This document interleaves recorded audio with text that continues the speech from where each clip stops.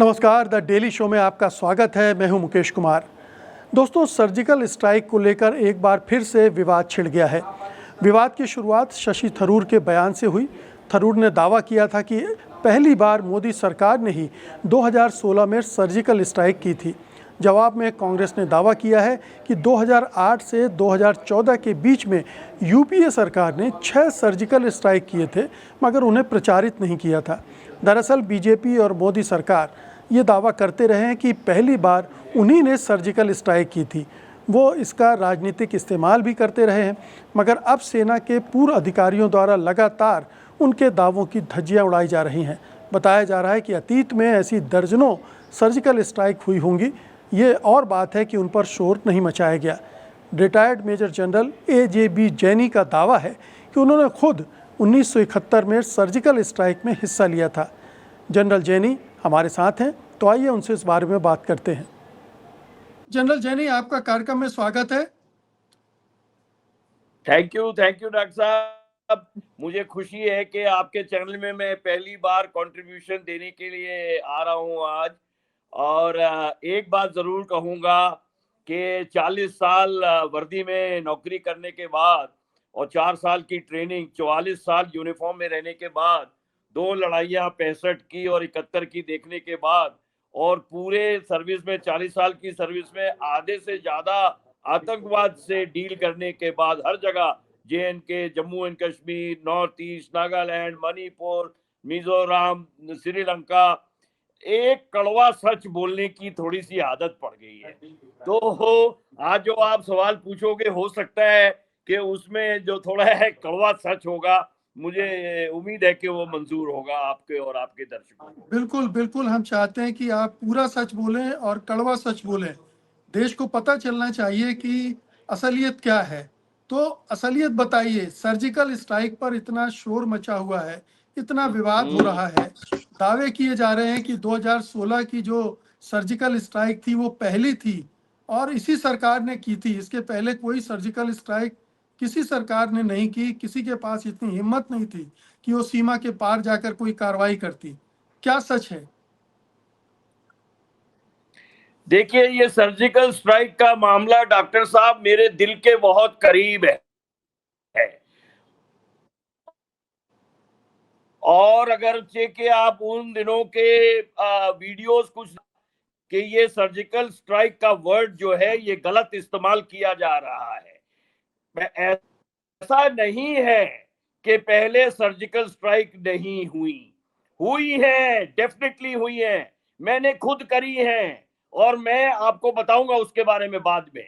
लेकिन इनको surgical strike नहीं बोलते थे, इनको प्यूनिटिव एक्शन बोलते थे, हॉट चेस बोलते थे, रेप्रेसल एक्शन बोलते थे, बीट बैक बोलते थे, अलग अलग नामों से बोलते थे। और दूसरी बात डॉक्टर साहब, कि ना तो इनके लिए इजाजत ली जाती थी और ना ही इनके ऊपर में डींगा मारा जाता था, अरे हमने ये कर लिया, ये कर लिया, ये कर लिया। चुपचाप जाके मार के आ जाते थे। अब आपको मैं सांबा का केस बताता हूं। सांबा में हमारी बटालियन थी। एक दिन मेरा सूबेदार मेजर आया, बोला साहब गजब हो गया है। मैं कहा क्या हो गया साहब? बोला साहब वो भीम सिंह था ना ब्रावो कंपनी का, उसकी साढ़े LMG ले गए, लाइट मशीन गन। अरे मैंने कहा ऐसी की तैसी लाइट मशीन गन ले गए तो CO का कोर्ट मार्शल, बटालियन का कोर्ट मार्शल, बेइज्जती। मैं कहा साहब ये बात पलटन से बाहर नहीं जानी चाहिए शाम तक, और शाम को मैं बताऊंगा क्या करना है। हमने अपने लौंडे इकट्ठे किए, कमांडो इकट्ठे किए, BSF वालों से टाई अप किया, रात को माइनफील्ड क्रॉस करी, तार के नीचे से निकले, और हमारी जो पोस्ट, पाकिस्तान की पोस्ट बिल्कुल उस पार थी, और जो कि हमें यकीन था कि वही लोग ले गए होंगे, उनको गए साहब, उनके 4-5 वहां मारे, 3 को रस्सी से बांध के इधर खींच के ले आए, और लकीली डॉक्टर साहब हमारी मशीन गन भी मिल गई। तो सुबह को तो हम तो राजा बन गए, हम तो टाइगर बन गए।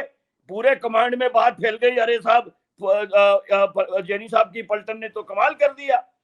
और हमने कहानी यही बनाई कि जी वो आए थे, हमारे संतरी ने चैलेंज किया, वो चैलेंज का जवाब नहीं दे पाए तो उसने गोली मार दी, ये रहे बंदे। इस किस्म की चीज। अब मैं आपको 71 की बताता हूं। आटिया एक जगह है, 8 किलोमीटर अंदर है। जो पीर बदेसर की पोस्ट है वहां पे JNK में पुंछ के पास में, पीर बदेसर में कि आटिया पोस्ट में हम लोग को पता चला था कि एक कैंप है, उसमें वहां पे उनके खच्चर है, राशन है, पानी है, जवान है, उनका एक बेस एक सपोर्ट कैंप है। वहां पर मेजर खान AH खान जिनको की वीर चक्र मिला, उस रेड में आटिया रेड 13 दिसंबर 1971, डेट में बताता हूं, नाम बताता हूं, जगह बताता हूं। हम साहब गए अंदर, उनको मारा, मार के सब बर्बाद किया पूरा कैंप और वापस आए। 8 किलोमीटर अंदर था। क्या वो सर्जिकल स्ट्राइक नहीं थी डॉक्टर साहब? एक और ले लीजिए, मैं ब्रिगेडियर जनरल स्टाफ ऑपरेशंस का नागालैंड में, मैं दीमापुर में पोस्टेड था, जबकि कि ये 6th गैंग नागा NSCN-IM के गैंग आते हैं, उनके नाम देते हैं 1 2 6 7। आपको पूरी नागा हिस्ट्री में सारे गैंग की हिस्ट्री मिलेगी, 6th गैंग की हिस्ट्री नहीं मिलेगी। क्यों? क्योंकि जब ये मिजोरम की नोक पे आए, वहां से अंदर घुसे, त्वांगख्लोंग रिवर के साथ में चिमतुई पुई पे आए, चिमतुई पुई से होके बर्मा में घुस गए, जिसको म्यांमार बोलता है। हम लोगों ने ऐसा खदेड़ा इनको कि जाके म्यांमार पूरे 22 दिन ये बर्मा के जंगलों में मच्छरों से, मलेरिया से, भूख से मर गए। हमने इनको आने नहीं दिया, अपने बॉर्डर को टच नहीं किया। इनका मुद्दा होता था कि जो मणिपुर की स्ट्रेट लाइन है, मणिपुर में घुस के मणिपुर रिवर के साथ जाके और नागालैंड में इंटांकी फॉरेस्ट में जाके अपने GHQ हेडक्वार्टर में, NSCN के हेडक्वार्टर में जाए। तो क्या ये सर्जिकल नहीं स्ट्राइक था? अरे अगले दिन तो BBC ने निकाल दिया था कि joint operation between Indian army and Burmese army. तब हम लोगों ने बोला भैया जॉइंट ऑपरेशन कोई नहीं था, ये खाली हमारे पेट्रोल्स गए थे और इनको चहट चहट के हमने मारा। 132 NSCN-IM के इंसर्जेंट्स डॉक्टर साहब बिल्कुल तितिर बितिर खत्म कर दिए, हिस्ट्री है। तो मैं वही बात पे आता हूं कि इसको सर्जिकल स्ट्राइक नहीं बोलते थे, इसको हॉट चेस बोलते थे, रेप्रिजल एक्शन बोलते थे, प्यूनिटिव एक्शन बोलते थे। अब कहने को आप यूं कहेंगे कि जब आप हमारे मिलिट्री ऑपरेशन डायरेक्टरेट से पूछते हैं कि आप सब पूछ रहे हो सर्जिकल स्ट्राइक हुई थी, मैं आपको अभी 12 बजे पूछता हूं आपने डिनर खा लिया? आप बोलोगे नहीं, लेकिन खाना तो आपने खाया है ना। अब उसको लंच के नाम से बोलो, नाश्ते के नाम से बोलो, दोपहर का भोज के नाम से बोलो, ये बात है डॉक्टर साहब। तो ये मेरा आपका जवाब है कि इस किस्म के ऑपरेशन, उसको किसी भी नाम से बोलो, आप सर्जिकल स्ट्राइक बोलो या जो मैंने नाम लिए वो बोलो, पहले भी होते रहे हैं। इनके ऊपर इतनी प्रचार नहीं होता था, ना इतनी पूछताछ होती थी, ना इतना पॉलिटिक्स होता था, और ना ही कोई इनके ऊपर इतनी रिपोर्टें होती थी। लेकिन हुए हैं इस किस्म के ऑपरेशन पहले भी। जी। लेकिन जनरल जैनी, ये देखिए, सीमा पर तो इस तरह की झड़पें बहुत होती रहती है, कभी वो हमारे सीमा के अंदर घुस जाते होंगे, कभी हम घुसते होंगे, लेकिन ये जो एयर स्ट्राइक की, आपने सीमा पार करके अंदर की तरफ कहीं जाकर बम बरसाए, ऐसा क्या 2016 में पहली बार हुआ है? आपने जो 1971 के वाकयों का जिक्र किया, वो एक दूसरे तरह की लड़ाई थी, लेकिन एयर स्ट्राइक या सर्जिकल स्ट्राइक चुनकर कुछ आतंकवादी ठिकानों को नष्ट करना, कहीं चुने हुए बेसिस पर हमला करना, ये क्या कभी हुआ है पहले 2016 के?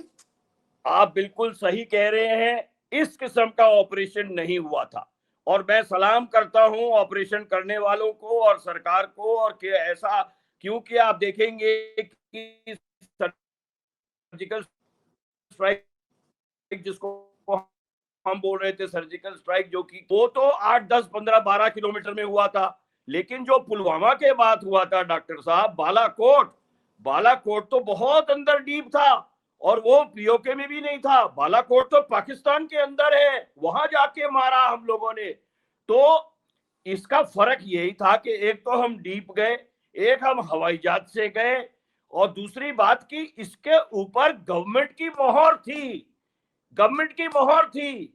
यही तो बात है जो सरकार जो कह रही है कि पहले नहीं हुआ, क्योंकि पहले कोई मोहर नहीं होती थी। पहले हमारे जैसे टाइगर जो है जाके मार के आ जाते थे। लेकिन इसका प्रचार नहीं होता था, ना गवर्नमेंट को खबर होती थी, ना इसके को लिखित पढ़ित होती थी। तो ये फर्क है। लेकिन आप सही कह रहे हैं कि जो 2000 इसमें हुआ, बालाकोट में हुआ, जो वो 7-8 कैंप किए हमने, वो पहली बार हुआ था। इतना डीप हवाई इस्तेमाल पहले नहीं हुआ, ये मैं मानता हूँ। हाँ, लेकिन ये भी कहा जाता है कि यूपीए सरकार के दौरान 2008 से 2014 के बीच में 6 ऐसे इस तरह के सर्जिकल स्ट्राइक भी हुए, जिसमें बाकायदा पाकिस्तान के अंदर घुसकर गोलाबारी भी की गई। और जो रक्षा मंत्री ए के एंटनी ने 2014 में इसको स्वीकार भी किया। 2011 में एक बड़ी मेजर सर्जिकल स्ट्राइक हुई। इनके बारे में कुछ आपको अगर जानकारी हो तो बताइए। मेरे संज्ञान में तो 2 हैं डॉक्टर साहब। एक तो जो हमने उरी के बाद में उनके 7-8 कैंप में मारे थे, जो कि हमारे para commando, special forces helicopter से, हवाई जहाज से गए थे, ड्रॉप किया था, एरियल इस्तेमाल हुआ था, ज्यादा डीप नहीं था, 8 से 10, ज्यादा से ज्यादा 14 किलोमीटर थे, और 7-8 कैंपों में उनकी बर्बादी करके वापस आ गए थे। एक तो वो था, और दूसरा बड़ा वाला जो था बालाकोट में तो पक्का हम लोग 100 किलोमीटर से भी ज्यादा अंदर गए थे, क्योंकि वो पीओके के भी अगले छोर पे था, वो पाकिस्तान के अंदर नहीं था। मेरे नॉलेज में तो ये 2 हैं, लेकिन बाकी 4 अगर हुए होंगे तो वो उस किस्म के हुए होंगे जिन किस्म का मैं वर्णन पहले कर रहा था, जो हमने as a brigadier, as a colonel खुद किए। नहीं, इन 6 के बारे में भी ये बताया जा रहा है कि ये भी उड़ी और बालाकोट की तरह के थे, उसी तर्ज पर हमले किए गए थे। लेकिन जो उस समय की सरकारें थी, उस समय तक की सरकारें थी, बल्कि वो इनको प्रचारित नहीं करती थी, इसका पॉलिटिकल माइलेज लेने की कोशिश नहीं करती थी, ये चुपचाप हो जाती थी। ये सरकार उसका राजनीतिक दोहन कर रही है, इसलिए इस तरह से प्रचारित कर रही कि हम ही हैं जो हम पाकिस्तान के इतने अंदर जाकर मार कर रहे हैं। डॉक्टर साहब, मैं पॉलिटिक्स में तो नहीं पढ़ना चाहूंगा, एक सिपाही होने के नाते मैं अपॉलिटिकल हूं, अराजनैतिक। तो जो सरकार करती है हम सल्यूट करते हैं, जो सरकार कहती है हम वो आदेश उनका मानते हैं। अगर सरकार कोई बात कहती है तो हम उसको खंडन भी नहीं करते। लेकिन बात वहीं पे वही आ जाती है कि अगर 4 पहले हुई होंगी तो वो इस किस्म की हुई होंगी जिन किस्म की सरकार मैं वर्णन कर रहा था। एक तो सांबा का मैंने वर्णन किया, एक मैंने आटिया रेड का वर्णन किया, एक मैंने बर्मा के NSCN-IM का छठा गैंग 132 लोग जो हमने मारे, उनको पूरा सत्य तहस नहस किया, एक भी बंदा जिंदा नहीं छोड़ा। इस किस्म की हुई होंगी जरूर।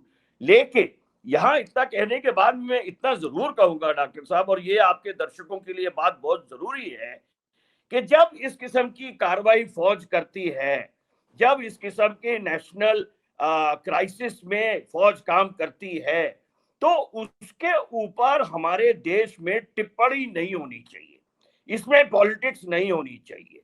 क्यों? क्योंकि इस पे जवान का मोरल इफेक्ट होता है। अब आप सवाल पूछे अगर बालाकोट हुआ कि नहीं हुआ, इसका प्रूफ दो हमको, इसका हमको फोटोग्राफ दिखाओ। सरकार समझ गई थी।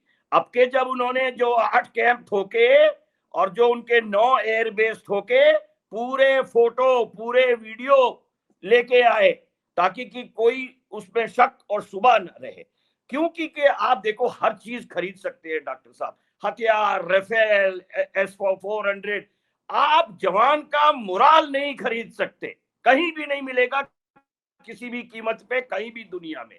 और अगर जवान का हमारे अफसरों जैसा का, हमारे यंग ऑफिसर्स का, जो अपनी जान को खेल कर ये स्ट्राइक्स ऐसे करते हैं, इस किस्म का हमला करते हैं, बॉर्डर के पार जाते हैं, देखिए अपने माथे पे कफन बांध के जाते हैं वो लोग।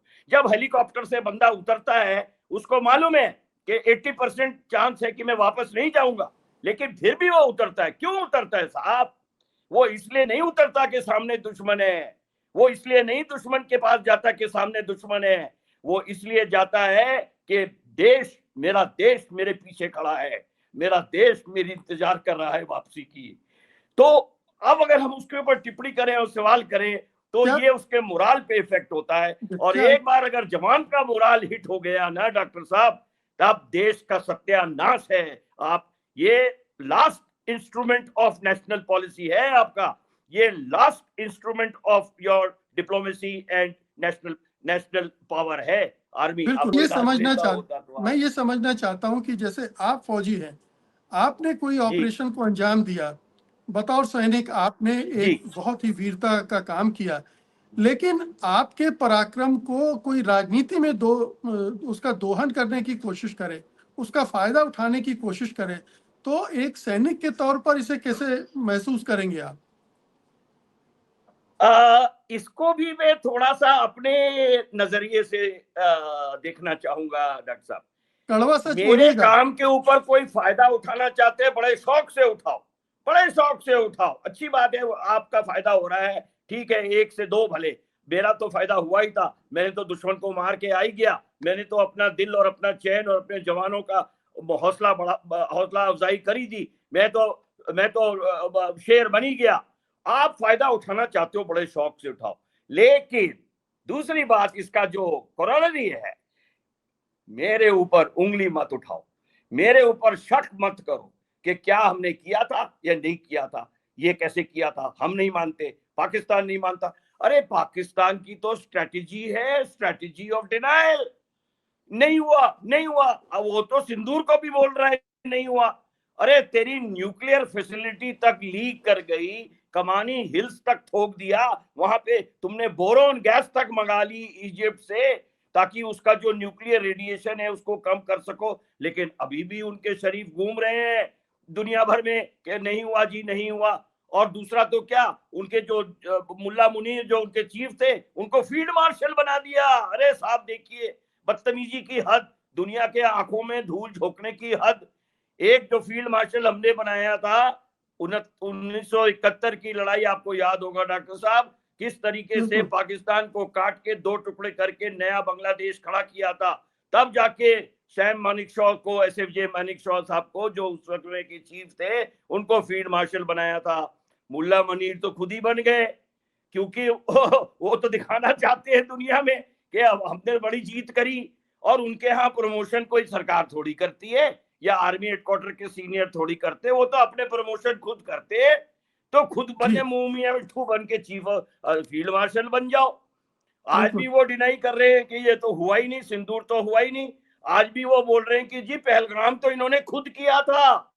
जनरल जेनी, आप बताओ, इससे ज्यादा और बदतमीजी और इससे ज्यादा मैं क्या बोलूं जी। जनरल साहब ये बताएं कि ये इस तरह के ऑपरेशन को, हम खुद अपने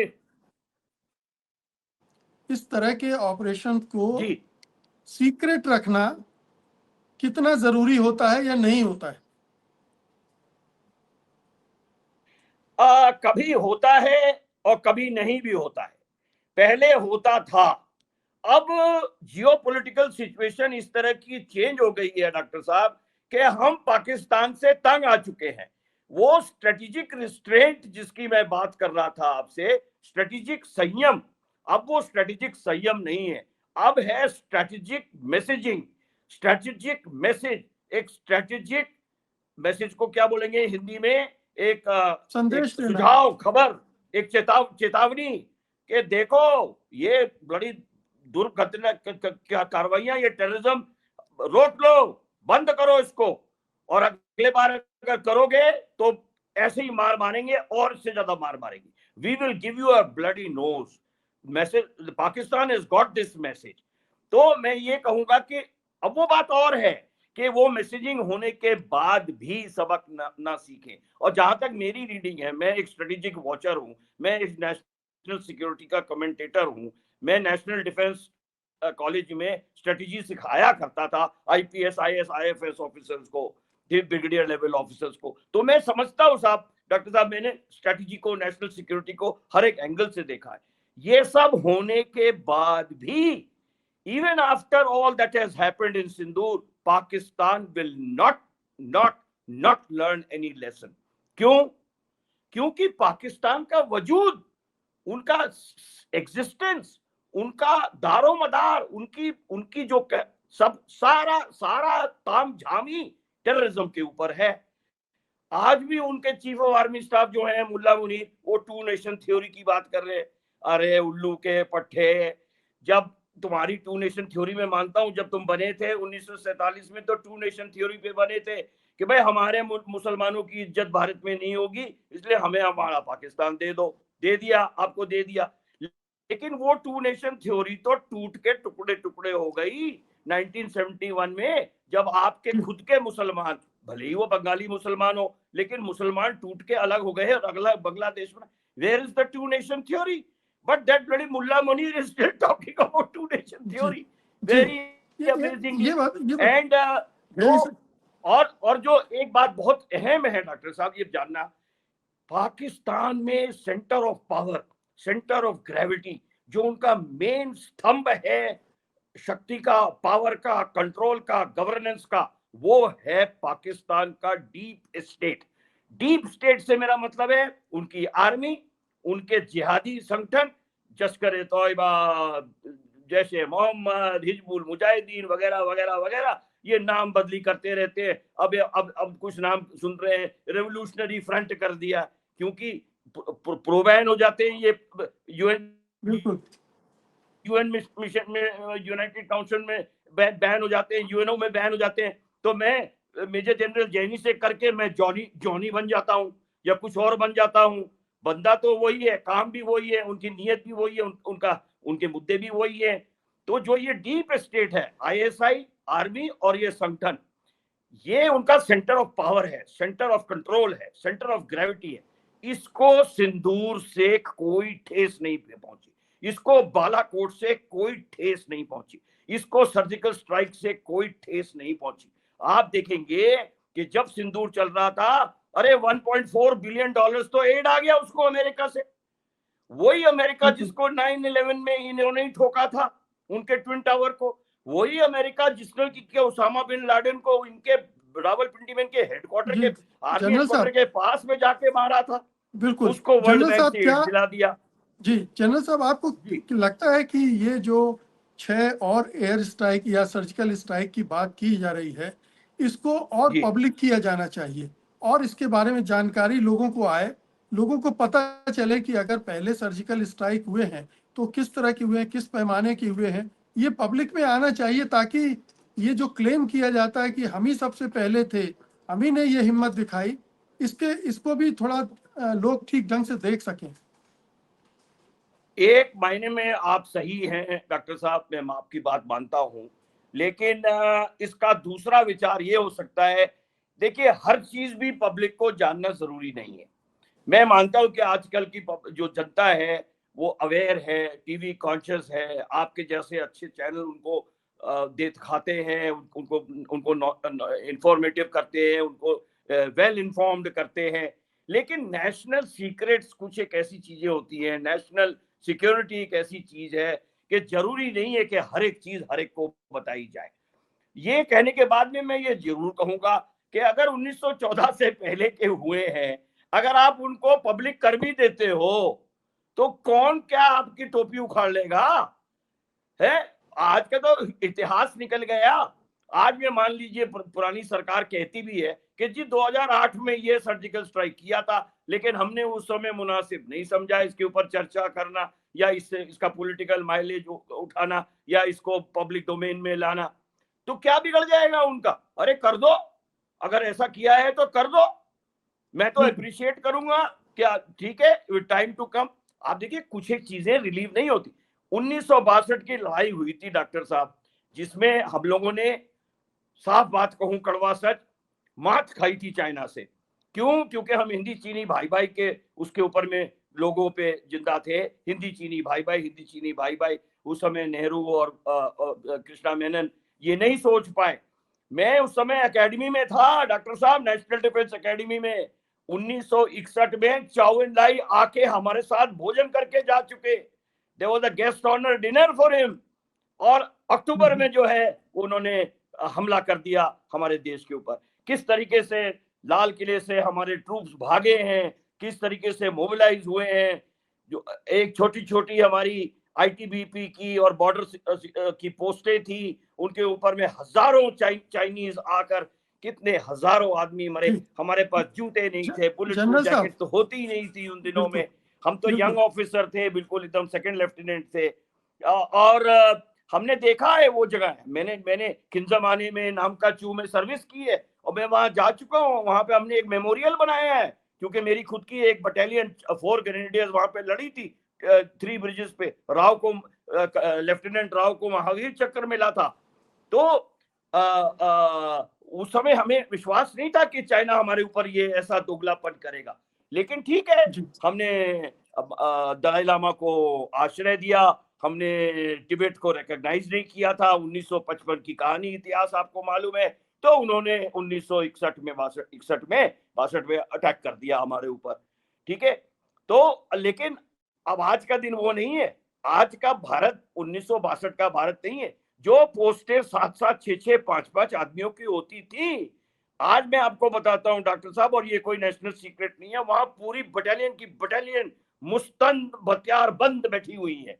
चाइना आके देखे, ठीक है, इस पर हम वो कभी हजारों आदमी और लाएंगे, विस्तार से क्योंकि बात वो करेंगे उनके पास में, जनरल साहब। उनके, मैं अभी खत्म करता हूँ 30 सेकंड में। जी। चाइना के पास में न्यूमेरिकल सुपेरियोरिटी है, उनकी फौज जो है हमसे 10 गुना बड़ी है, ठीक है। वो आ जाएंगे, चढ़ते आएंगे, वेव पे वेव पे वेव आता रहेगा, लेकिन उनको बहुत भारी कीमत देनी पड़ेगी। देखिए लद्दाख में यही हुआ, उन्होंने हमारे 20 आदमी मारे, लेकिन खबर यह है कि हमने 125 आदमी मारे, जो कि बाकी उनके खुद के मीडिया से, इंटरनेशनल ग्रेव कमीशन से पता चला है कि उन्होंने कब्रें 125 आदमियों की खोदी थी।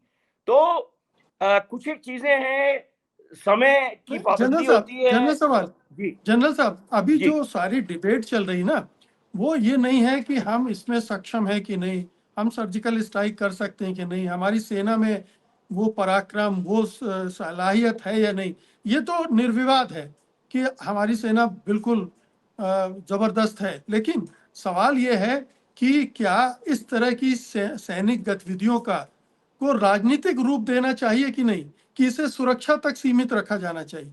सारा डिबेट ये हो रहा है कि मैंने सर्जिकल स्ट्राइक की, तूने नहीं की, तूने की, मैंने नहीं की, मैंने ऐसा कर दिया। बस ये जो श्रेय लेने की होड़ है, वो उस पर डिबेट हो रही है। ये कितना अच्छा है?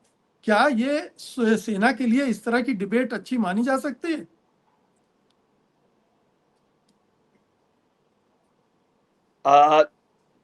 जैसा मैंने कहा डॉक्टर साहब, मैं उनको दूसरे शब्दों में फिर कहूंगा, अगर कोई मेरे काम पर फायदा है, हमसे बहुत और ज्यादा ज्ञानी बैठे हुए हैं दिल्ली में, साउथ ब्लॉक में, पीएम सेक्रेटेरिएट में, नेशनल सिक्योरिटी एडवाइजर वगैरह लेना चाहते हो, बड़े शौक से लो भैया, हमारी निंदा मत करना, हमको दिल नहीं करना, हमारे ऊपर टिप्पणी नहीं करना, बस ये बात।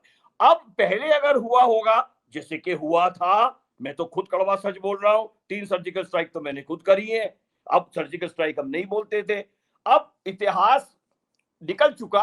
अगर उनके उनके पास में डेटा है और उन जिन लोगों ने करी है, और वो लोग अगर करना कहना चाहते हैं तो बड़े शौक से करें, उसके ऊपर किसी का असर नहीं पड़ेगा। लेकिन एक बात मैं बताता हूँ, कुछ एक चीजें फिर भी हैं डॉक्टर साहब। आप देखिए 1962 की मैं जो कहानी बता रहा था, उसके बाद में हेंडरसन ब्रुक्स की रिपोर्ट हुई थी, जनरल हेंडरसन ब्रुक्स की एक स्टडी हुई थी। आज तक वो हेंडरसन ब्रुक्स की रिपोर्ट पब्लिक नहीं हुई है, पार्लियामेंट में पेश नहीं हुई है। किस अलमारा में, कितने बड़े ताले में बंद है, कहां वो नेशनल आर्काइव में या कहां, मुझे नहीं मालूम। आज तक हेंडरसन ब्रुक्स की छोटी एक पोर्शन ही खाली, जो लेसन्स लर्न्ड है कि हम क्या सीखे 1962 की लड़ाई से, क्या सीखे, बस हमको वही बताया गया आज तक हेंडरसन ब्रुक्स की। क्योंकि उसमें बहुत बड़े मुद्दे हैं, बहुत बड़े राजनीतिक मुद्दे हैं, बहुत बड़े इंडो चाइना, इंडो तिब्बत, बड़े जियो स्ट्रेटेजिक, जियो पॉलिटिकल मुद्दे हैं, जो कि के लोग जो ऊपर बैठे हैं वो इस विचार से होंगे। मेरा मानना है कि इसको पब्लिक नहीं किया जाए, क्योंकि ये हमारी नेशनल सिक्योरिटी को के लिए हानिकारक होगा।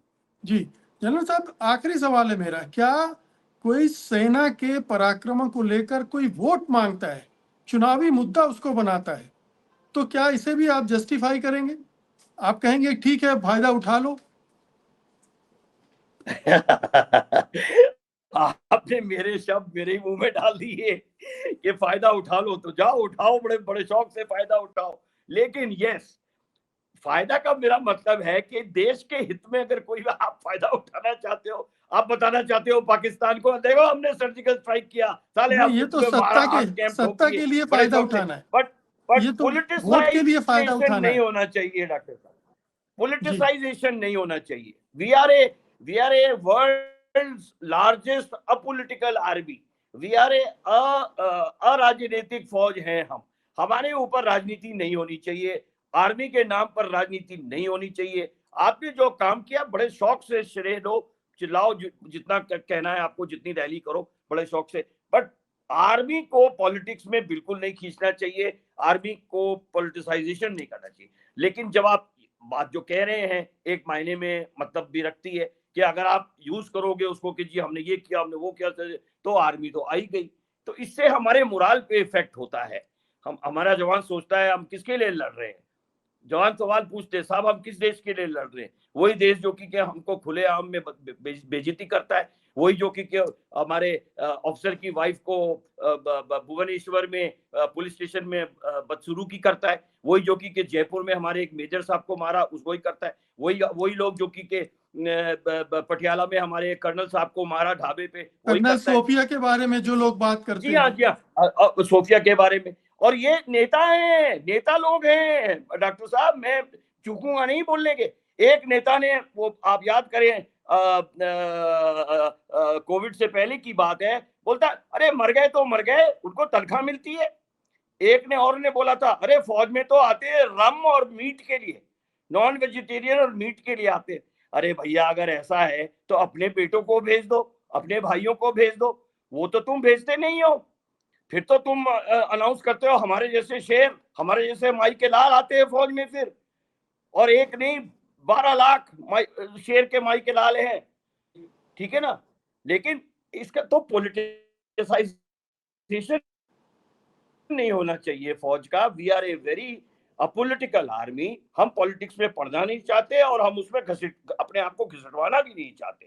तो ये बात आपकी मानना है कि इसको इस्तेमाल जो है पॉलिटिक्स के लिए नहीं होना चाहिए, और बाकी आप इस्तेमाल करें। अरे खुलेआम बताओ ना पाकिस्तान को, जैसे ये डेलीगेशंस गए हैं हमारे मंत्रियों के और 32 देशों में गए हैं बताने के लिए कि क्या किया हमने। अरे जरूर जाओ, जाके बताओ क्या बुरी तरीके से पिटाई करी सड़कों की हमने, क्योंकि उन्होंने ये बदसलूकी का काम किया। 16 निहत्ते हमारे लोग जो टूरिस्ट गए थे वहां पे अपने पहलगाम में, उनको मारा है, और किस तरीके से मारा है, धर्म के नाम पे मारा है, ये पूछ के मारा है कलमा पढ़ो, ये करो वो करो, उसको बताने की जरूरत नहीं, पूरी दुनिया ने देखा है। तो आप सही कह रहे हैं एक मायने में कि इसका, मैं तो ये कहूंगा कि पॉलिटिसाइजेशन नहीं होना चाहिए डॉक्टर साहब। बिल्कुल, और अगर पॉलिटिसाइजेशन होता है तो उसका सेना पर किस तरह से असर पड़ता है?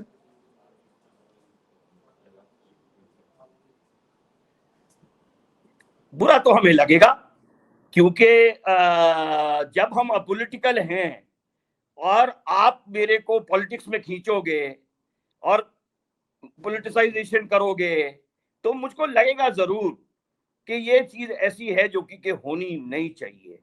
तो ये सोच उस गलती करने वालों की होनी चाहिए कि भाई आर्मी के ऊपर में पॉलिटिक्स मत करो, आर्मी के ऊपर राजनीति अपनी रोटियां मत Seiko.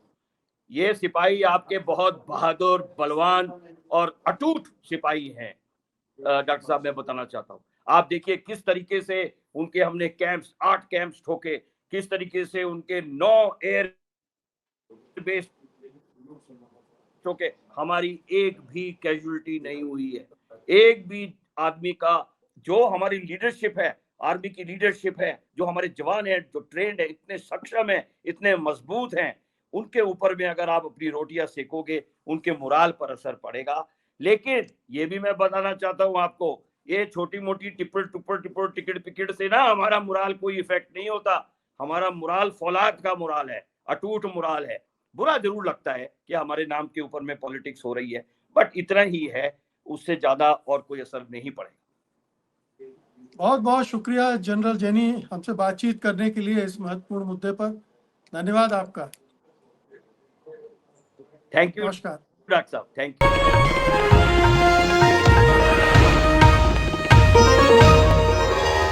You. Copyright disclaimer under Section 107 of the Copyright Act 1976. Allowance is made for fair use for purposes such as criticism, comment, news reporting, scholarship, and research. Fair use is a use permitted by copyright statute that might otherwise be infringing.